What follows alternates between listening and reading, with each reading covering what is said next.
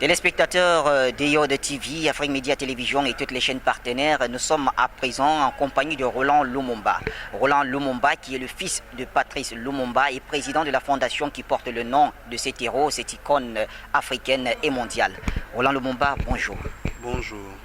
Alors, nous vous remercions déjà de nous accorder un peu de votre temps et nous allons aller droit au but puisque nous parlons de vous, nous parlons du Congo, de l'Afrique, mais surtout, nous rappelons que votre papa, Patrice Lumumba, a eu un destin tragique, ce que l'Afrique connaît et nous le regrettons d'ailleurs. Une commission d'enquête cependant belge a enterré l'affaire. On a vu votre famille en colère. Merci, j'allais dire, de nous expliquer votre vision. Je ne sais pas si c'est la colère, mais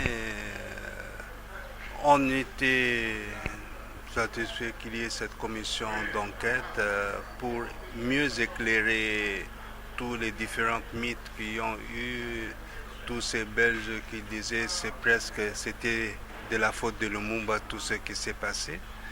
Et cette commission d'enquête a eu comme finalité la responsabilité du gouvernement belge de l'époque sur l'assassinat du Premier ministre Lumumba.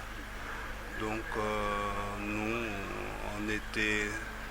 ce n'était pas une découverte pour nous, mais ça a été dit d'une façon assez officielle. Peut-être sur la suite, comme à l'accoutumée, les choses se disent pour l'effet d'annonce, mais la suite, ils avaient promis de aider la fondation Lumumba ou je ne sais pas quoi, mais ça n'a pas été fait, mais ça ne me dérange pas. Mais ce qui nous dérangeait, qu'ils continuaient à véhiculer comme s'ils avaient fait ça depuis. Donc, nous, après, on estime que ça ne pouvait pas s'arrêter comme ça. En disant, ils reconnaissent qu'ils ont assassiné un Premier ministre en exercice. Ça ne peut pas être comme le même sort que comme si quelqu'un dit que j'ai tué un poulet ou une vache, non. Et certains auteurs de cet ignoble assassinat, ils vivaient encore. Donc, nous, les enfants, on a porté plainte pour ceux qui sont vivants pour cet assassinat. Le gouvernement a demandé des excuses. Je ne sais pas, quand il y a eu le problème de Le Kirby, ça ne s'est pas terminé uniquement par les excuses. Donc, j'ai étudié, je suis architecte, mais j'ai étudié aussi le droit. Toute personne qui a commis un acte, il faut. Voilà, donc on les a poursuivis en justice et c'est en cours. Voilà, l'affaire est en cours. Président, comme on vous appelle, puisque vous êtes le président de la fondation Patrice Lumumba, on identifie très souvent le destin de votre père, Patrice Lumumba, à celui du Congo. Et c'est d'ailleurs la vision du film Congo. Vous, quel regard vous portez sur cette vision? Si on l'identifie, c'est un peu de lui-même. Il a lié son destin avec le Congo. Lumumba, à son époque, il pouvait fuir. Mais il n'a pas fait. Pour quelle raison? C'est des choses propres à lui. Et il ne liait pas son destin par sa famille. Lui-même, il parlait en disant que il n'a pas de père, il n'a pas de mère, il n'a pas de religion, il est une idée. Le Congo l'a façonné et lui, à sa manière, il essaiera de façonner le Congo. C'est comme ça qu'il s'est défini. Et jusqu'au bout, il a été jusqu'au bout de son raisonnement. Alors, avant de vous poser les deux dernières questions, Luc Michel, vous vivez en Belgique Et l'histoire entre la Belgique et le Congo, c'est une histoire pratiquement inséparable, va-t-on dire. Je voudrais tout d'abord dire un tout petit mot sur le film Congo. Justement, c'est un film sur le destin tragique du Congo. Il commence avec l'arrivée des colons portugais. Il y a tout le chapitre des crimes du roi Léopold, des Saxe-Cobourg. Et à partir des années 50, le narrateur du film devient Patrice Lumumba. On identifie qui parle lui-même, qui commente le film. Il intervient en animation sur les images d'archives.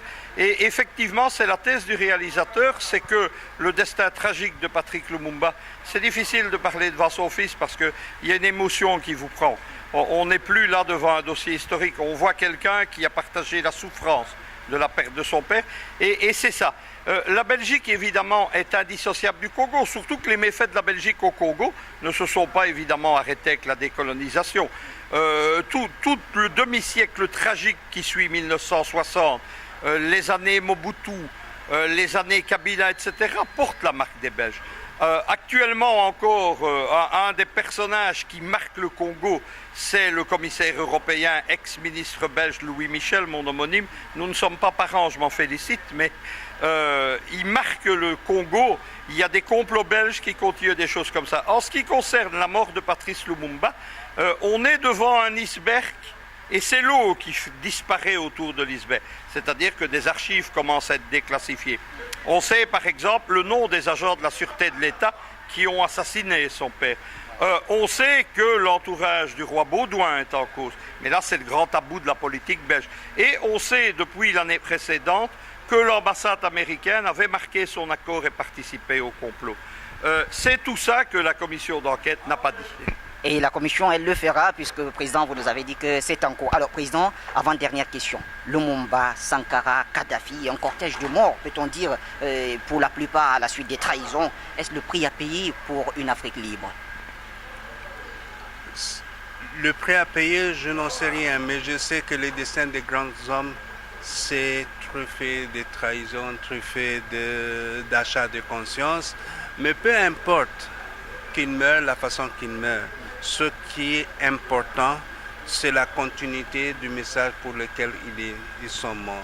Voilà, le plus important, la continuité du message. Et on va le dire, votre père est devenu aujourd'hui un mythe, une icône pour tous les jeunes panafricains et panafricanistes. Est-ce que cela signifie que l'avenir de l'Afrique est dans le panafricanisme?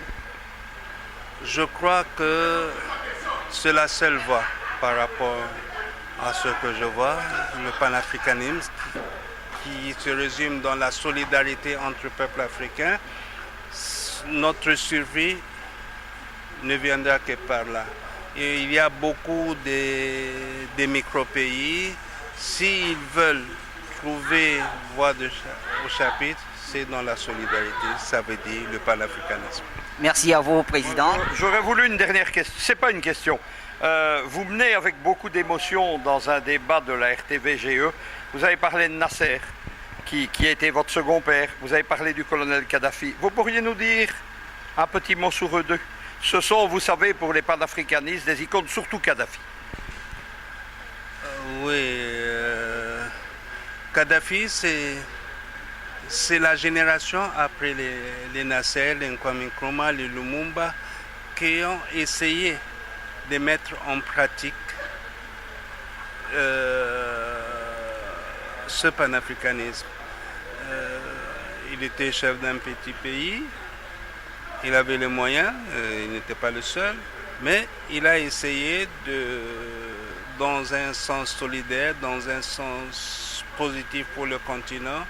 Il pouvait avoir certaines pratiques folkloriques, mais c'est un humain. Hein? C'est un humain. Je l'ai connu aussi, oui. Mais l'essentiel dans son combat, il a aidé beaucoup de pays africains et je suis fier de l'avoir connu. Et Nasser qui vous a élevé?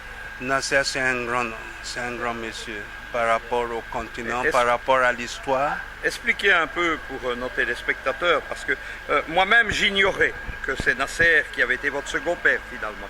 Oui. Vous quittez le Congo, vous avez 3 ans.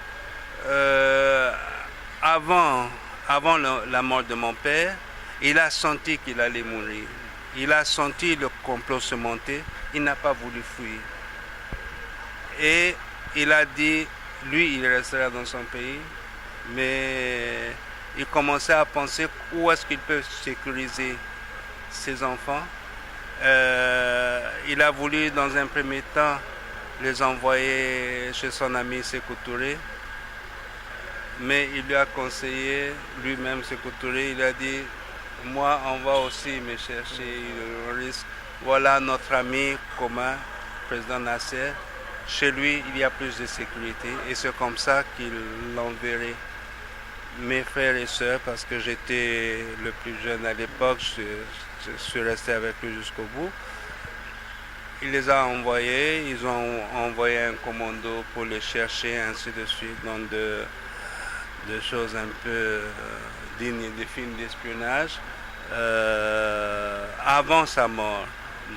Donc, et comme je disais, pour l'anecdote, Nasser et Lumumba ne se sont jamais vus.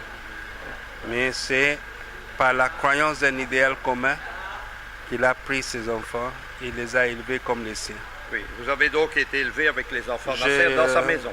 Oui, jusqu'à aujourd'hui, on a gardé les relations jusqu'à aujourd'hui.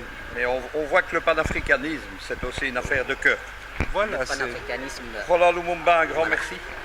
Merci à vous, Président. Merci à tous les téléspectateurs d'EOD TV, d'Afrique Média Télévision et toutes les télévisions partenaires. Comme vous le savez, c'est un honneur, un privilège d'avoir à nos côtés Roland Lumumba, le fils de l'icône.